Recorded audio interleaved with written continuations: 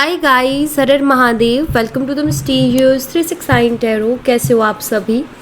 उम्मीद है आप सभी बहुत अच्छे होंगे और अपनी लाइफ में आगे बढ़ रहे होंगे। सो गाइस, हम देखने वाले हैं आपके पार्टनर की करंट एनर्जीज, उनकी फीलिंग, इमोशंस इस वक्त आपके लिए क्या है। जेंडर का कोई इशू नहीं है, मेल फीमेल सभी इस रीडिंग को देख सकते हैं। और अगर आप मुझसे पर्सनल रीडिंग लेना चाहते हो, स्क्रीन पर व्हाट्सएप नंबर दिए गए हैं, आप उस पर कांटेक्ट कर सकते हो। For love reading, health reading, career reading, सभी तरीके की रीडिंग्स मैं करती हूँ। सो लेट्स सी क्या आता है रीडिंग में।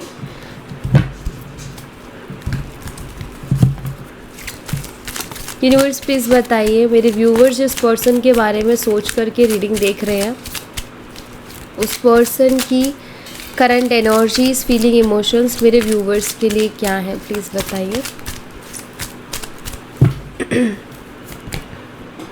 पेज ऑफ कप्स है यहाँ पर। कैंसर, स्कॉर्पियन, पाइसेस, कर्क, मीन और वृश्चिक राशि। S of pentacles, taurus, Virgo and Capricorn, वृषभ, कन्या और मकर राशि। Three of cups, Cancer, Scorpion, Pisces, कर्क, मीन और वृश्चिक राशि। Page of wands, Aries, Leo and Sagittarius, मेष, सिंह और धनु राशि। द मून, पाइसेस, मीन राशि।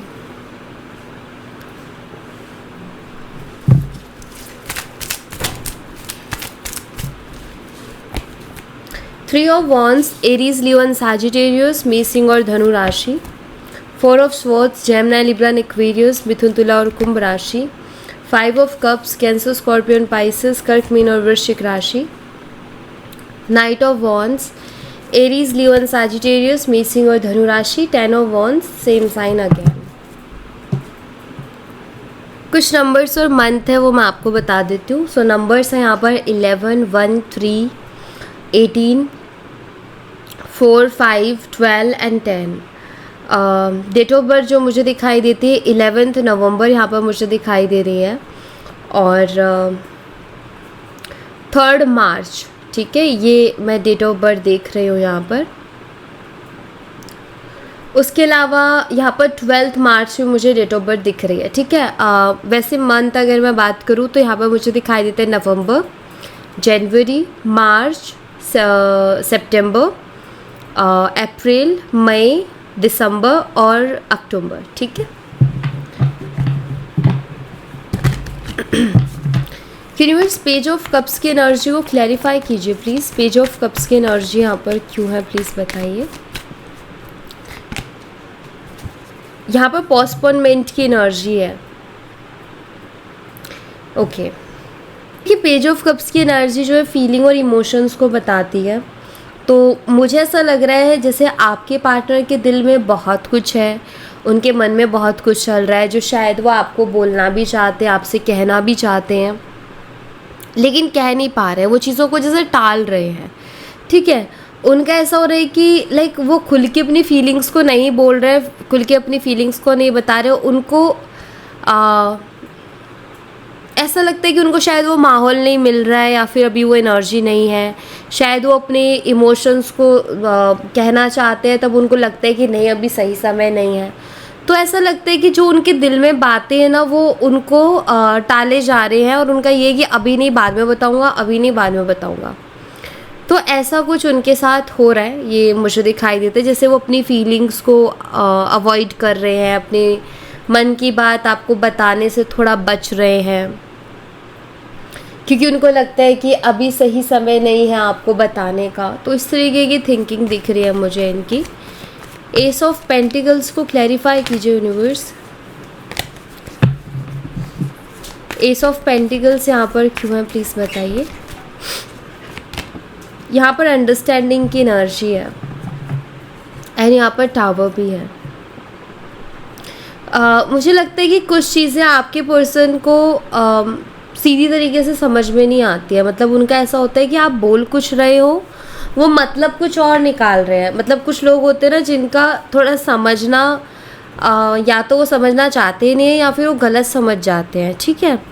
तो मुझे ऐसा लग रहा है इस पर्सन का भी कि आप उनको कोई भी बात बोलते हो, कोई भी सिचुएशन होती है आप दोनों के बीच में, तो वो उसका गलत मतलब निकालते हैं या गलत ही सोच लेते हैं, ओके। सो यहाँ पर अभी मुझे दिख रहा है, क्योंकि एस ऑफ पेंटिकल का कार्ड है, तो ये काफ़ी सिक्योर और स्टेबल रिलेशनशिप था ये आप दोनों का। आप दोनों एक दूसरे के साथ एक अच्छी एनर्जी शेयर कर रहे थे, एक अच्छे रिलेशनशिप में थे, बट दिक्कत आई अंडरस्टैंडिंग की कि वो नहीं बन पाई। और उसके पीछे रीज़न ये था कि शायद आपके जो पार्टनर है वो अच्छे लिसनर नहीं है, वो गुड लिसनर नहीं है कि वो सुने और समझे। एक्चुअल में वो रिएक्ट जल्दी कर देते हैं, या उनकी आदत है कि वो अपनी गलतियों को नहीं देखते, सामने वाले की गलती उनको बहुत जल्दी दिखती है, या सामने वाले के अंदर कमियां बहुत दिखती हैं कि उसके अंदर गुस्सा बहुत है, कि उसके अंदर पेशेंस नहीं है, कि वो ठीक से बात नहीं कर रही है, कि यू नो ऑल सारी चीज़ें। लेकिन उनको ये नोटिस नहीं करते वो कि मैं भी तो कुछ चीज़ें सही नहीं कर रहा। अब यहाँ पर टावर का कार्ड है जो कि मुझे ये बताता है कि शायद बहुत सी चीज़ें इस रिलेशनशिप में ऐसी हो रही हैं जो कि आपको बहुत ज़्यादा डाउट दे रही है, आपके दिमाग में बहुत ज़्यादा डाउट्स आ रहे हैं, आपके दिमाग में बहुत ज़्यादा कन्फ्यूज़न हो रही है। तो डेफिनेटली वो आपको परेशान कर रही होंगी, आप उनके ऊपर ओवर थिंकिंग कर रहे होंगे। तो आपका एक बनता है कि मैं अपने पर्सन से उस चीज़ के लिए क्लियरिटी लूँ। एंड जैसे आप उनके पास क्लियरिटी लेने के लिए जाते हो तो वो पर्सन है कि वो बहुत ही अजीब रिएक्ट करते और क्लियरिटी नहीं देते हैं। तो मुझे यहाँ पर ऐसा लग रहा है जैसे कि अभी करंटली वो इस चीज़ को समझ रहे हैं कि अगर वो उसको डाउट भी था तो वो मुझे क्लियर करना था, क्योंकि कुछ तो मैंने ऐसा किया होगा ना, इसी वजह से तो उसको डाउट हुआ। अगर ये कुछ ऐसा नहीं करते, कुछ ना कुछ तो इनकी बिहेवियर में चेंज या कुछ तो चेंज देखा ही होगा आपने, उसी के बाद आपको डाउट हुए होंगे। तो अभी कहीं ना कहीं ये चीज़ों को अंडरस्टैंड कर रहे हैं, चीज़ों को समझ रहे हैं कि या उनको ऑलरेडी मालूम है कि मेरी भी चीज़ें गलत रही हैं, लेकिन वो एक्सेप्ट नहीं करते। वो इनकी सबसे बड़ी प्रॉब्लम है कि जैसे वो जानते इस बात को कि कुछ चीज़ों में मैंने भी अंडरस्टैंडिंग नहीं दिखाई, कुछ चीज़ें जो बनता था कि मुझे क्लियर करना चाहिए वो मैंने नहीं किया। तो ऑब्वियसली चीज़ें बहुत ज़्यादा ख़राब होनी ही थी कि एक तो इंसान ऐसी हरकतें कर रहा है जिसकी वजह से डाउट आ रहे हैं, ऊपर से उससे क्लियर करने जा रहे हैं तो क्लियर नहीं कर रहा, या तो वो बात करना बंद कर दे रहा है या फिर वो आर्ग्यूमेंट कर ले रहा है। तो जैसे उनको समझ है, जैसे उनको पता है कि उनकी भी गलती है, लेकिन मेन दिक्कत ये है कि वो एक्सेप्ट नहीं कर रहे उस चीज़ को। 3 ऑफ कप्स को क्लैरिफाई कीजिए यूनिवर्स। 3 ऑफ कप्स की एनर्जी यहाँ पर क्यों है प्लीज़ बताइए। यहाँ पर कंट्रोल है और यहाँ पर हार्मनी की एनर्जी है। ये बड़ा ही अजीब कॉम्बिनेशन है कि एक तरफ इंसान अपनी फीलिंग्स को कंट्रोल कर रहा है और दूसरी तरफ इंसान चाहता है कि रिश्ता अच्छा भी हो जाए, हम दोनों के बीच में सब कुछ अच्छा भी हो जाए। वो खुद भी कंट्रोल कर रहे हैं और वो ये भी सोच रहे हैं कि चीज़ें अच्छी भी हो जाए, बेटर भी हो जाए। जैसे पहले साथ थे, जैसे पहले हर चीज़ को सेलिब्रेट करते थे, एक साथ रहते थे, खुश रहते थे, वैसे सब कुछ हो जाए, लेकिन कंट्रोल भी कर रहे हैं। मुझे ऐसा लगता है कि जैसे आपके पार्टनर ये एक्सपेक्ट कर रहे हैं कि आप उनको अप्रोच करोगे, ठीक है। उनकी शायद अभी भी उम्मीद लगी हुई है या उन्होंने अभी भी आस लगा रखी है कि आप आगे से उनको अप्रोच करोगे, इसलिए वो अपनी फीलिंग्स को कंट्रोल करके बैठे हैं। उनको भी चैन नहीं पड़ रहा आपके बिना। जहाँ वर्ड आ जाए कंट्रोल, कि जहाँ पर्सन अपनी फीलिंग और अपने इमोशंस को कंट्रोल करे, इट मीन्स कहीं ना कहीं वो कंट्रोल कर रहे हैं तो परेशान तो हो ही रहे हैं ना। तो यहाँ पर बहुत दिखाई देते हैं कि वो भी बेचैन है। ऐसा नहीं है कि उनको बहुत तसल्ली है, लेकिन वो ज़बरदस्ती का कंट्रोल कर रहे हैं क्योंकि उनकी एक्सपेक्टेशन ये है कि आप ही अप्रोच करोगे आगे से, ठीक है। और मैं यहाँ पर ये कहूँगी कि अगर ये पर्सन बहुत ज़्यादा ईगोस्टिक है और अगर ये पर्सन ऐसी हरकतें कर रहे हैं कि जहाँ ये सुन नहीं रहे हैं, आपकी बातों को समझ नहीं रहे हैं, जहाँ वो मिच्योरली कोई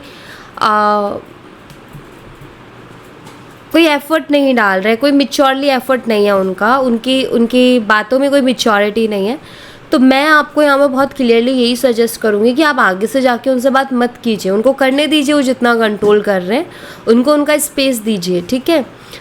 होगा क्या कि अगर आप आगे से जाके उनसे बात करते हो ना गाइस, तो उनका ईगो से बूस्ट होगा और वो हर बार ऐसी ही हरकतें करेंगे। अगर आप चाहते हो कि ये पैटर्न ब्रेक हो तो आपको खुद के ऊपर थोड़ा कंट्रोल रखना पड़ेगा कि जब उनको ये आ जाएगा ना उनके दिमाग में कि नहीं अब वो नहीं आने वाली है, तो शायद वो खुद अपनी तरफ से एक्शन लेंगे, ठीक है। वरना क्या होगा कि आप हमेशा ऐसे ही परेशान रहोगे क्योंकि उनका यही सेम पैटर्न बार बार रहेगा।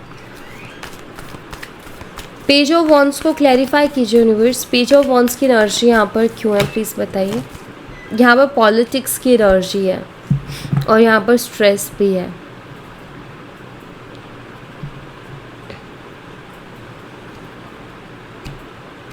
आई फील आपको बहुत डाउट होता है इस पर्सन के ऊपर, क्योंकि ये आपके साथ कभी कभी तो बहुत अच्छे रहते हैं और कभी कभी ये बहुत ज़्यादा माइंड गेम्स खेलते हैं। बहुत से प्रॉमिसेस इस पर्सन ने किए हैं जो कि इन्होंने आज तक पूरे नहीं किए। मतलब बातें बड़ी, मतलब इनका जो बातें हैं वो बहुत अच्छी है और उनकी बातों से लगता भी है कि ट्रस्ट करना चाहिए, लेकिन उनके एक्शंस वो उनकी बातों से मैच ही नहीं करते हैं। एंड आई थिंक ये चीज़ आपको बहुत ज़्यादा स्ट्रेस देती है। आप इस चीज़ की वजह से बहुत ज़्यादा स्ट्रेस में रहते हो कि यार वो जो कहता है ना वो उसके एक्शंस में नहीं है। उसके एक्शंस अलग है और उसका कहना, उसका बात करना अलग है। वो कहता है कि मैं तुम्हारे बिना नहीं रह सकता, लेकिन जब कुछ एक्शन लेने की बारी आती है तो उसके एक्शंस बिल्कुल अलग होते हैं। एक्शन शो करते हैं कि वो आपके बिना रह सकता है, उसको कोई ज़्यादा परवाह नहीं है, सीरियस नहीं है चीज़ों के लिए, लेकिन बोलता है ऐसे कि जैसे बहुत सीरियस है। तो आई थिंक उनका जो बिहेवियर है, उनका नेचर जो है वो आपको बहुत ज़्यादा स्ट्रेस दे रहा है और आपको बहुत ज़्यादा वो चीज़ परेशान कर रही है। देखिए, जब ऐसी सिचुएशन बने तो इंसान को शांत हो जाना चाहिए, ठीक है। आप शांत रहिए, आप अपने काम में बिज़ी हो जाइए, ठीक है। आप उनको चेज़ मत कीजिए अगर आप चाहते हो कि आपको क्लियरिटी मिले। एक बात बताइए, ये पर्सन के साथ रह के और वो स्ट्रेस लेके भी आप क्या करोगे मुझे बताओ। उससे अच्छा तो ये कि आप शांत रहे। अगर वो पर्सन सीरियस होगा इस रिलेशनशिप के लिए तो डेफिनेटली वो खुद कोई ना कोई एफर्ट लेगा। तो आप अपने आप को स्ट्रेस में मत डालिए, ठीक है। अगर आप इस पर्सन की वजह से बहुत स्ट्रेस लेते हो तो आप अपने आप को और स्ट्रेस में मत डालिए। आप क्लियर पर्सन हो तो आप सामने वाले से भी क्लियरिटी एक्सपेक्ट करो, वो कोई गलत बात नहीं है। तो मेरे ख्याल से तो आपको इतने स्ट्रेस में रहना नहीं चाहिए। अगर कुछ चीज़ आपको लग रही है तो उसको एक्सेप्ट भी करो, क्योंकि ऐसे आप जितने भी टाइम से इनके साथ रिलेशनशिप में हो, क्या आपको पहले ऐसी फीलिंग्स आई थी? नहीं आई ना, अब आ रही है ना वो फीलिंग्स। तो अब कुछ बात है इसलिए आ रही है, पहले नहीं आ रही थी क्योंकि पहले कुछ बात नहीं थी। तो कभी कभी आप जो आपको वाइब्स मिल रही है ना उन पे बिलीव करो, क्योंकि जो हम आंखों से देखते और कानों से सुनते हैं ना, उससे ज़्यादा अपनी वाइब्स पर ट्रस्ट करो कि आपको वाइब्स कैसी मिल रही है, क्योंकि वाइब्स जो है वो सब कुछ बता देती हैं। क्योंकि हमें कोई भी मीठा मीठा बोल सकता है, हमारे कानों में वो चीज़ जाएगी और हमें यही पसंद है। आंखों से भी हमें कोई बहुत प्यार दिखा सकता है और हम वो भी देख के यकीन कर लेंगे, लेकिन आपको वाइब्स कैसी आ रही है वो मैटर करती है। तो उसके ऊपर ज़्यादा ट्रस्ट करो, बजाय सामने वाला क्या बोल रहा है क्या कर रहा है उससे ज़्यादा। द मून एनर्जी को क्लैरिफाई कीजिए यूनिवर्स, द मून एनर्जी की एनर्जी यहाँ पर क्यों है प्लीज़ बताइए। यहाँ पर थंडरबोल्ट की एनर्जी है। अभी इस वक्त आपके पर्सन ना बहुत कंफ्यूज दिख रहे हैं मुझे। द मून इमोशनल भी हो रहे हैं, कंफ्यूज भी दिख रहे हैं, क्योंकि थंडरबोल्ट वही टावर जैसा कार्ड है। तो उनको भी समझ में नहीं आ रहा है कि अब ये जो टावर मोमेंट आ गया वो कैसे ठीक होगा। हो सकता है आप काफ़ी टाइम से उनसे बात नहीं कर रहे हो, तो थोड़ा अभी भी ऑफ कोर्स वो एक्सपेक्टेशन तो रख रहे हैं कि आप अप्रोच करोगे, लेकिन अब थोड़ा थोड़ा उनके मन में आ गया है कि अब आप नहीं करने वाले हो, अब जो भी करना है इन्हीं को करना है। तो इनके अब एक चीज़ हो गई दिमाग में कि कैसे ठीक होगा। इतना कुछ हो गया हमारे बीच में, इतना कुछ हो गया रिलेशनशिप में, अब वो सारी चीज़ें कैसे फिक्स होंगी। अगर बात करूँ कि अगर ये सोच रहे हैं तो वो अब सोच रहे हैं। आई थिंक अब से पहले इन्होंने कभी इतना सीरियस होके नहीं सोचा, बट अब सोच रहे हैं। इतने कॉन्शियस वो हुए ही नहीं चीज़ों को लेकर, मतलब उन्होंने परवाह ही नहीं की कि ये छोटी सी बात या ये चीज़ कितना बड़ा इफ़ेक्ट डाल सकती है, उन्होंने कभी परवाह नहीं की। शायद उनको कॉन्फिडेंस था, ओवर कॉन्फिडेंस था कि आप तो उनके प्यार में हो और अब आप उनको छोड़ के कभी नहीं जाओगे, वो चाहे कैसा भी बिहेव करे। एंड आई थिंक आपकी जो खामोशी, आपकी जो चुप्पी रही है, उन्होंने उनका वही ओवर कॉन्फिडेंस को तोड़ा है। ठीक है, तो ज़रूरी है कि वो भी थोड़े इनसिक्योर हों कि भाई अगर मैं ऐसी हरकत करूँगा तो ऑफकोर्स मैं उस इंसान को खो दूँगा, तो वो होना ज़रूरी है और वो आप ही कर सकते हो। अगर आप बार बार अप्रोच करके उनको ये शो करोगे कि मैं तुम्हारे बिना मरे जा रही हूँ या मरा जा रहा हूँ, रह नहीं पा रहा, तो कहीं ना कहीं वो आपको वैल्यू नहीं करेंगे, आपको ग्रांटेड लेंगे वो। नेक्स्ट है यहाँ पर 3 of wands.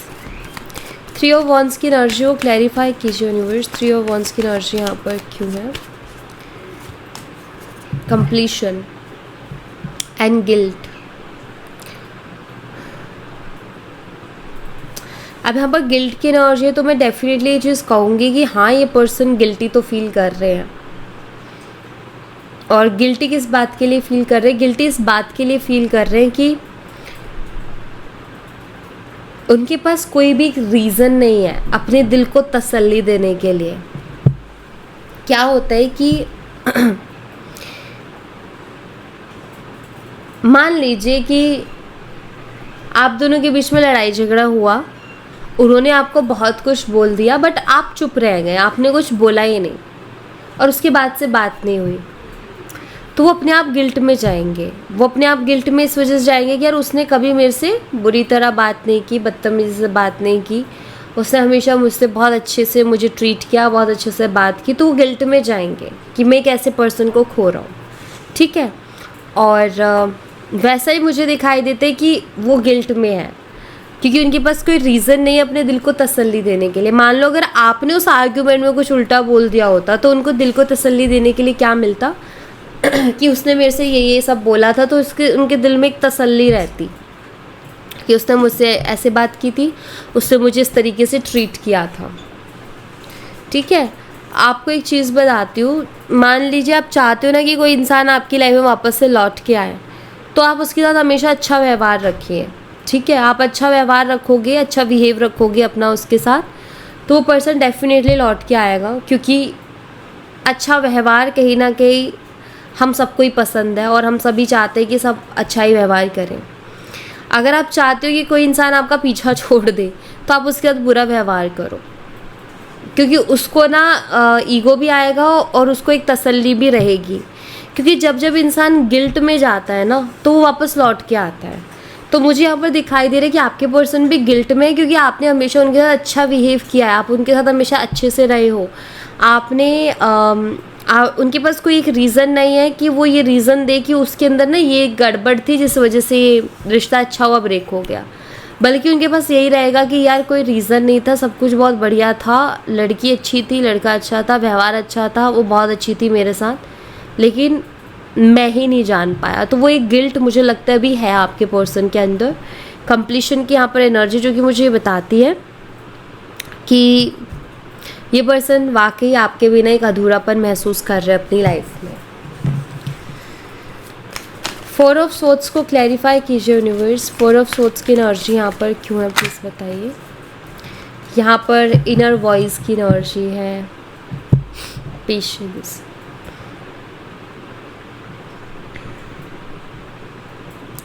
Four of swords से बहुत क्लियरली बता रहा है कि आपके पार्टनर को कहीं ना कहीं स्ट्रेस तो हो रहा है। जैसे जैसे दिन बीतते जा रहे हैं वैसे वैसे उनको स्ट्रेस होता जा रहा है कि बात नहीं हो रही, इतने टाइम से बात नहीं हुई, उसने मुझे अप्रोच नहीं किया, पहले तो उसने कभी ऐसा नहीं किया था, इस बार ही वो ऐसा कर रही है, तो वो चीज़ हो रही है। ठीक है, सो इनकी इंट्यूशन इनको बोल रही है कि थोड़ा पेशेंस रखो। ठीक है, थोड़ा पेशेंस रखो, क्योंकि हम क्या करते हैं जब भी हम टेंशन में होते, ये नहीं हो रहा वो नहीं हो रहा, तो हमारे मन से ये आवाज़ आती है कि थोड़ा पेशेंस रखें, क्योंकि हमारी जो इंट्यूशन है वो हमारे लिए वर्क करती है।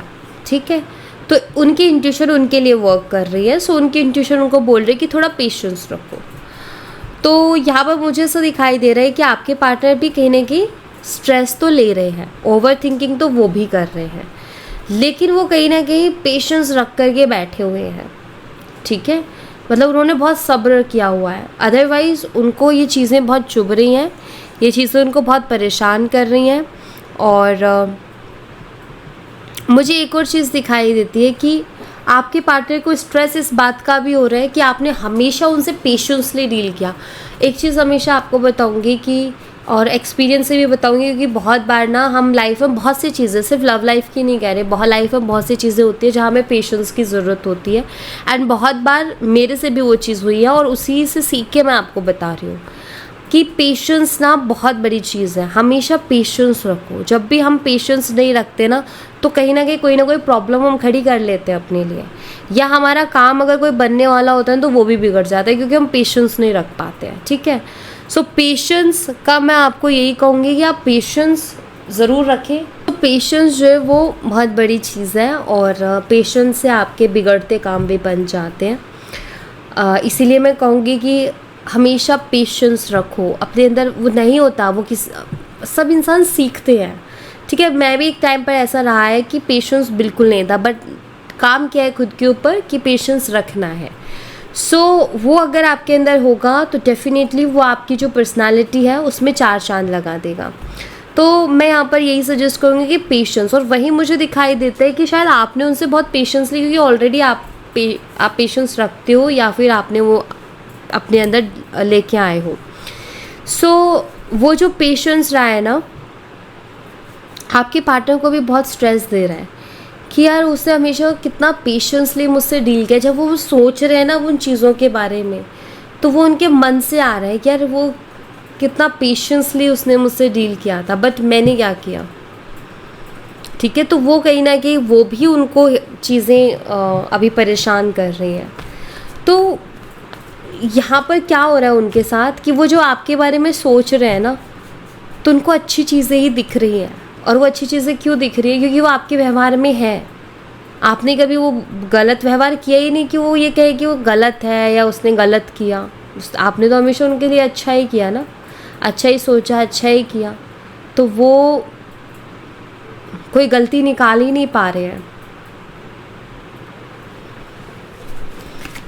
आपके सामने बेशक 10 कमियां वो आपको गिनवाएं, लेकिन जब वो सोचते हैं ना अकेले में, तो उनको फील होता है कि नहीं यार, वो अपनी जगह सही थी। 5 ऑफ कप्स को क्लैरिफाई कीजिए यूनिवर्स। 5 ऑफ कप्स की एनर्जी यहाँ पर क्यों है? यहाँ पर ट्रस्ट है।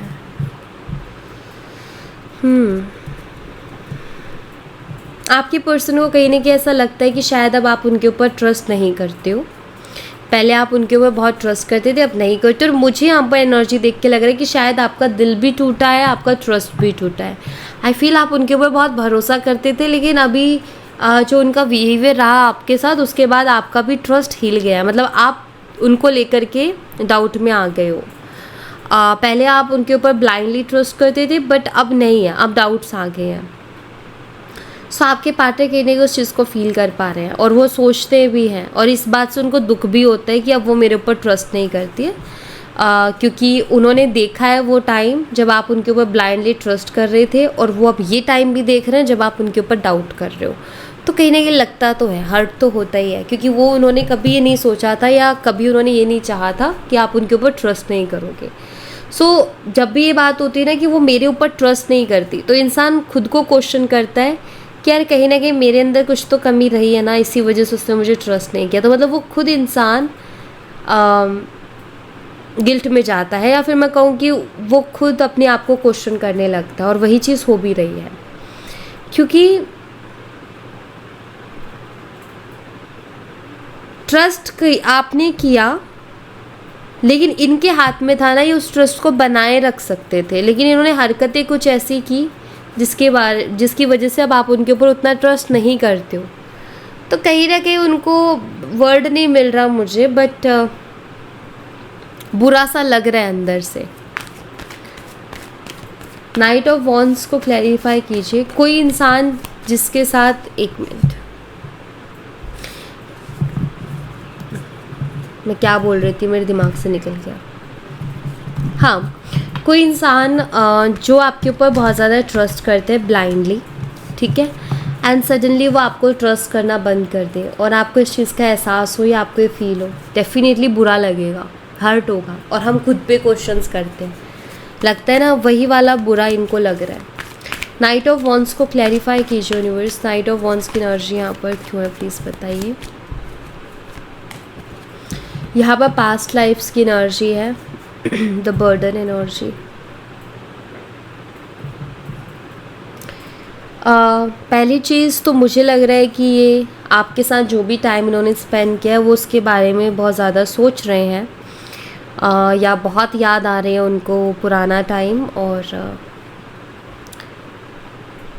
अगर कोई इनसे पूछे तो शायद ये उनसे यही बोलेंगे कि आपके साथ कभी उनको लगा ही नहीं कि वो किसी अजनबी इंसान के साथ है, उनको बहुत अपनापन आपसे महसूस होता है, और उनका यही है कि आपके साथ उनका बहुत अपनापन सा वो महसूस करते हैं, ठीक है। उनको लगता नहीं है कि आप अजनबी हो। और इसको कहते हैं कि वाइफ मैच होना, इसको कहते हैं कि लाइक वो सडनली वो एक बॉन्ड बन गया, तो काफ़ी अच्छा बॉन्ड रहा है आप दोनों का।